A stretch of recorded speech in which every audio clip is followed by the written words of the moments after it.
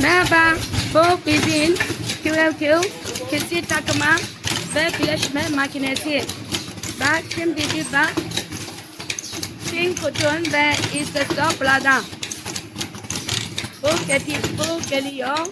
Selamon. Kesit plada var. Kesit uzun, büyük, kancalı, her moda olabilir. Sorun yok. Yani ben bu kesit gidiyor. Çin kutun ya. Plada takıyor. Birleşme yapıyor. Birleşme yapıyor. Bak bakacağız. Bak kesit bu tarafında gidiyor içinde. Bir saate 1200 tane veya 1500 tane gidiyor. Oh, çok çabuk bitti. Bak iş bitti. İçin ele ile yapıma geliyor. Çay içiyor.